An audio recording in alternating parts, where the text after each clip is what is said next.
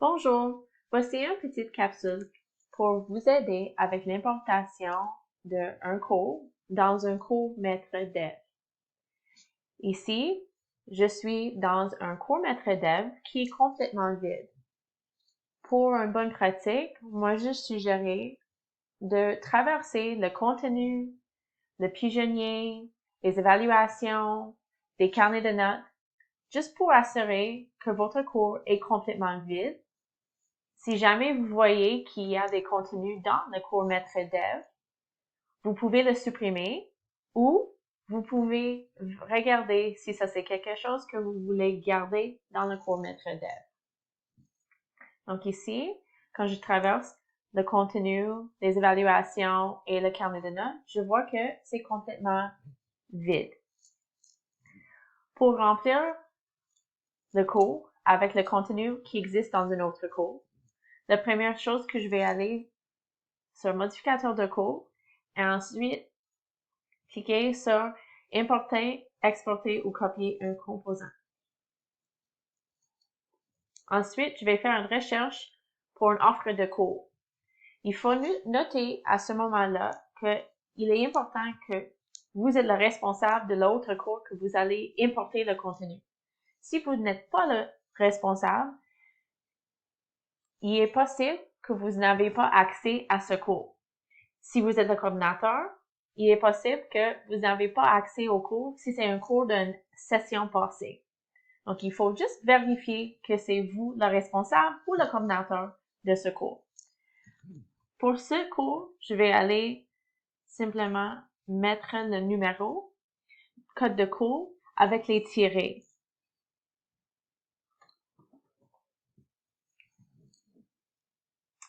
Aussitôt que j'ai trouvé le cours que je veux sélectionner, choisis le petit cercle et sélectionnez Inclure la sélection.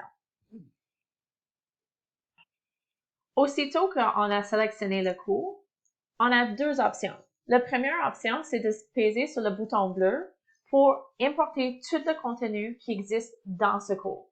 Ça veut dire le contenu du cours et tous les fichiers, la présence, les forums de discussion, les pigeonniers, les questionnaires, le carnet de notes, absolument tout qui existe dans le cours. L'autre option, c'est de peser sur le bouton gris. Cela va me permettre de sélectionner quelque chose que je veux importer dans le cours maître. Par exemple, juste le contenu, juste les carnets de notes, juste les pigeonniers ou une combinaison de quelque chose. Les questionnaires, les pigeonniers et le carnet de notes. Pour ce cas-là, moi, je vais choisir un intégral du cours complet parce que je veux tous les éléments dans le cours.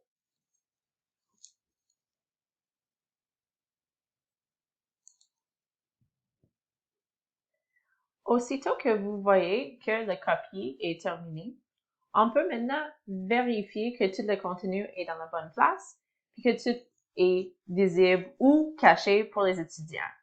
Donc, la première chose que on va checker, c'est le contenu.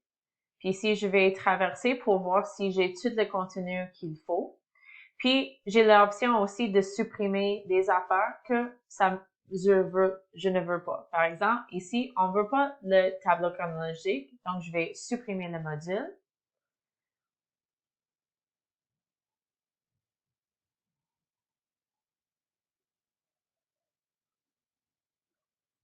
Puis, je vais aller regarder le contenu comme il faut pour vérifier que tout est bon.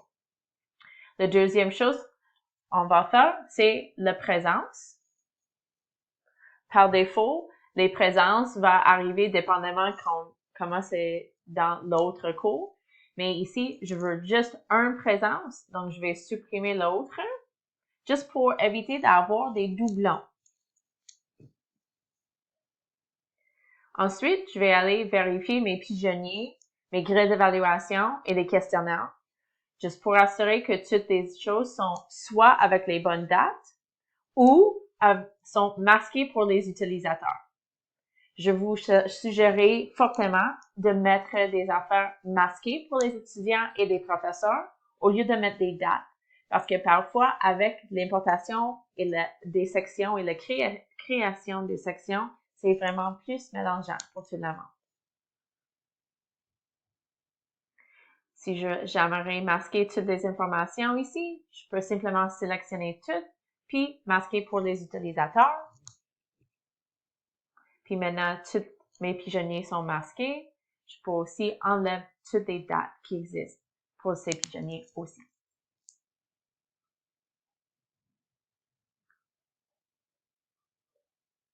Ensuite, je vais regarder le carnet de notes.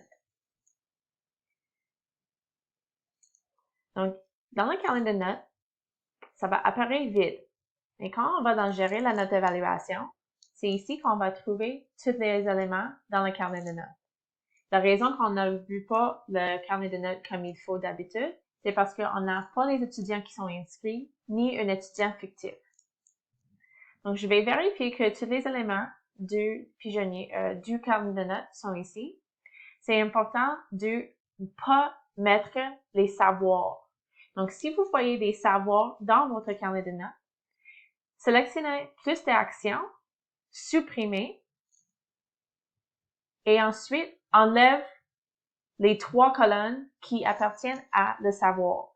La raison, c'est parce que, avec la création des sections entre les cours-maîtres et les sections, les savoirs vont être créés.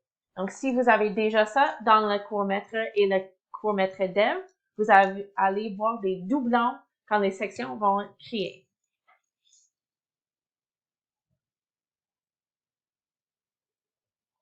Ensuite, je vais vérifier mes questionnaires.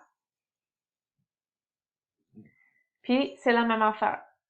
Pour mettre ça pas visible pour tout le monde, je vais juste masquer pour les utilisateurs et enlève toutes les dates qui existent dans chacun de mes questionnaires. Finalement, je m'en vais à le modificateur de cours. Puis ici, je vais vérifier la page d'accueil, puis la navigation et la thème. La page d'accueil par défaut, ça va être la page d'accueil qu'on envoie dans ECT. Si jamais vous voulez voir et avoir quelque chose de différent, par exemple, vous voulez avoir un autre type de page d'accueil, il faut absolument sélectionner la bonne page d'accueil avant. Si vous voyez que la page d'accueil sont pas le bon ou c'est pas un du défaut, vous pouvez aller dans le modificateur de cours, accueil, puis sélectionner la bonne page d'accueil avec ça et sélectionner appliquer. Aussitôt que vous avez tout regardé ces éléments et votre cours-maître dev est prêt, vous pouvez contacter votre CDA ou simplement lasser le cours dev comme il faut pour que ça soit dans votre cours-maître. Bonne chance!